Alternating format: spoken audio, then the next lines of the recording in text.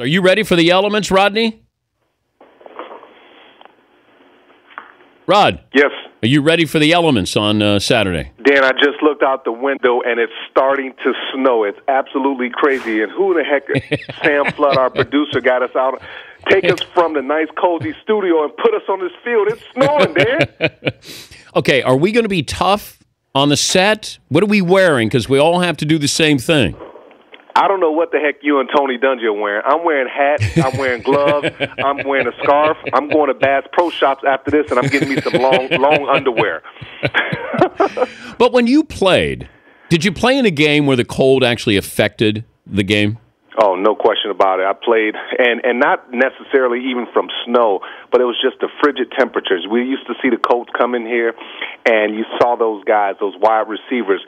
They're running around. They got these big coats on. The defensive backs, our defensive backs, we're running around with just T-shirts on, and they're freezing. They're over there shivering. And I even had one guy from the Colts ask me, like, man, how do you guys do it? How do you guys not wear long sleeves? Then you knew you had them. Yeah, and I don't know. The Ravens playing in the elements, so that it doesn't affect them as they go up there. And you've said this the last couple of weeks to me. New England does not want Baltimore. Tell the audience why New England could be in for a long day Saturday. Well, first of all, I think the familiarity of the coaching staff, Dean Pease, and we talked about it, Dan. I mean, he's been around Bill Belichick, so he understands the mental games that Bill plays. He understands the strategy and all those type of things, but he's also been very successful against Tom Brady. I mean, we used to have a lot of success in practice against Tom Brady. He knows how to pressure him. He knows what Tom is uncomfortable. He knows which routes Tom likes to throw. I think he's very familiar with what's going on inside there. But also, they have a firm belief. I mean, you have a core group of guys like Haloti Ngata, Terrell Suggs, Flacco.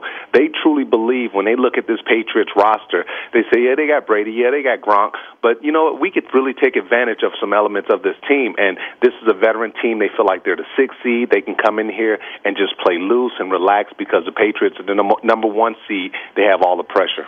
John Harbaugh said Joe Flacco is the best quarterback in football. Well, obviously, he said that after a night of happy hour, after, hanging out, having some beers or something like that, because there's no way Joe Flacco, and I respect Joe Flacco, and he's the perfect quarterback for the system and what they like to do, and, run the ball, play action pass down the field, but he's nowhere near, one of the best quarterbacks in this league. Now, the second tier of quarterbacks, I like him. I like him in terms of, say, Flacco, Ben Roethlisberger, Phillip Rivers, those type of guys. But as far as being an elite quarterback, I don't think he's that. But you have certain quarterbacks who play better in the postseason than they do during the regular season. That's not an accident for Flacco. He's good in the playoffs and good in the playoffs on the road. Yeah, and that's why I really like and respect Joe Flacco, because it's easy to do in a regular season. We see guys like Andrew Luck having a lot of success during a regular season, even a guy like Andy Dalton. But to be able to do it on the big stage, that's where I really have a lot of respect for Joe Flacco, because the moment is not too big for him.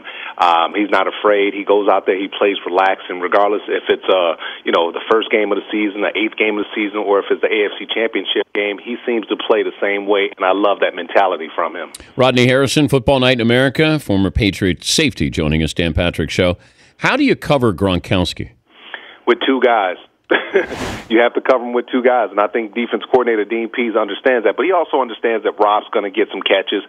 With the weather being a factor, I think you have to line up a big linebacker, maybe C.J. Mosley, and beat the crap out of him at the line of scrimmage, try to slow him down, because the weather is an issue, especially the way, as I'm looking out the window right now, it's starting to snow. But you have to come down and you have to try to double team him. And in specialty situations like, say, 3rd down and 3, or even the red zone, you have to make sure that you allocate 2 guys on him, or he can ruin a game for you. Do you have more confidence in Tony Romo now this year? Well, after the first game, I absolutely went crazy on Tony Romo, because I felt like, it just comes to a point in time where he has to stop making those mistakes. And you know what? I give Jason Garrett, I give Tony Romo a lot of credit. They really changed the mindset of Tony Romo. Yes, I do believe that Tony Romo can go in there and beat Green Bay. I think he's played terrific, very deserving of his Pro Bowl bid. You attack Aaron Rodgers now how with this torn calf muscle? All over the place, up the middle.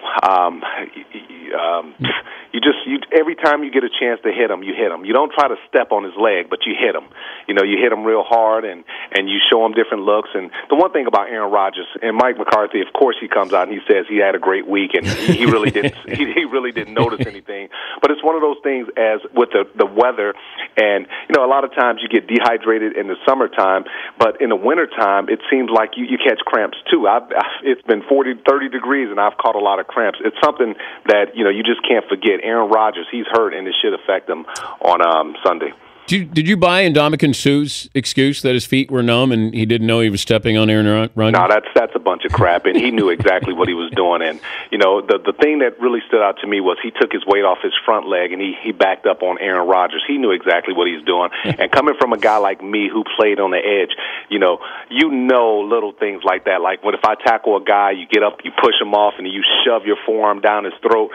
I can't say my forearm was numb. You know exactly what you're doing. I thought it was a dirty play. He deserved to be suspended, but the NFL got scared and changed it. Okay, what's the one that you feel bad about?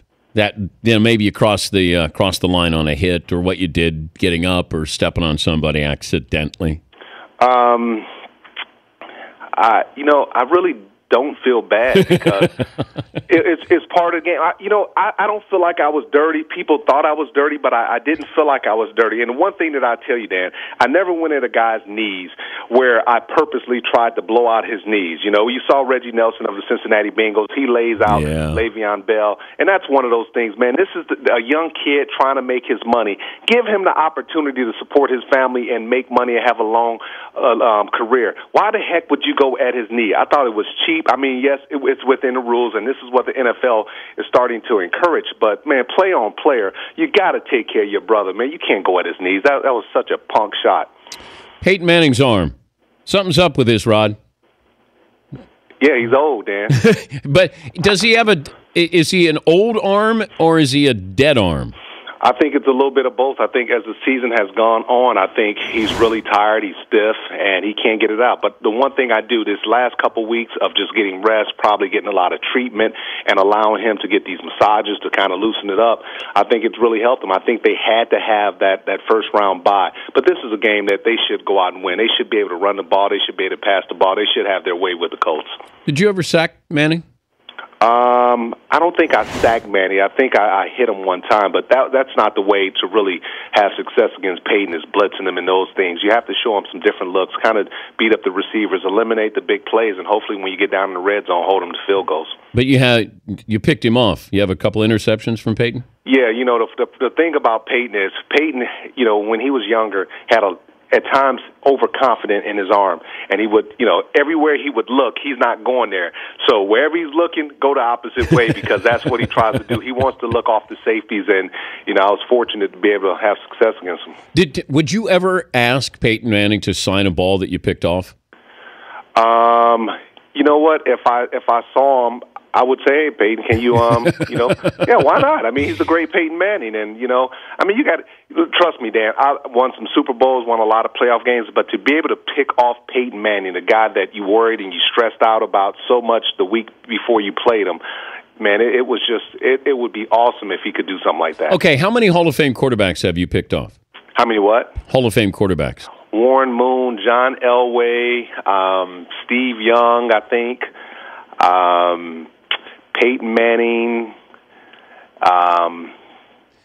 Brady in practice.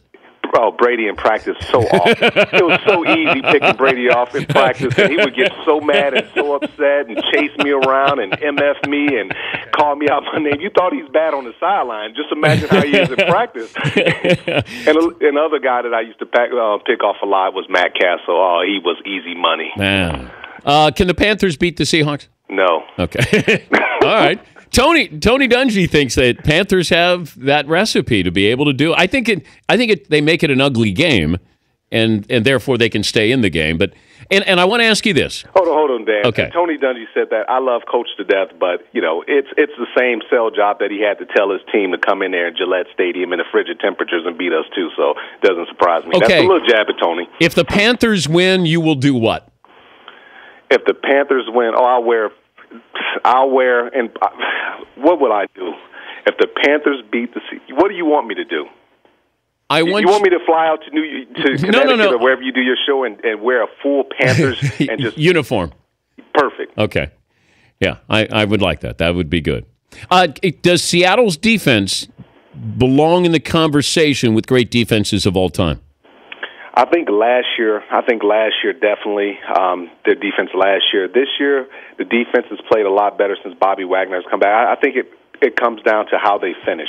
You know, we talk about the regular season and even, the first legs of the playoffs, but you have to win a championship in order to be considered one of the greatest of all time. But if they win another Super Bowl, do they belong in the conversation with great defenses of all time? Yeah, I think you have to at least consider it. I mean, obviously the rules have changed and it's a passing league, so you have to give them consideration for that. But, yeah, I would definitely say yes. All right, buddy. I'll see you in a couple hours. Hey, man, wear a hat. Oh, no, I know. I got to take the train up there. I can't even drive up there. Well, I'm sure you're in first class, so enjoy it, Dan. I will. Thank you. Bye. Hi, buddy. Rodney Harrison, Football Night in America.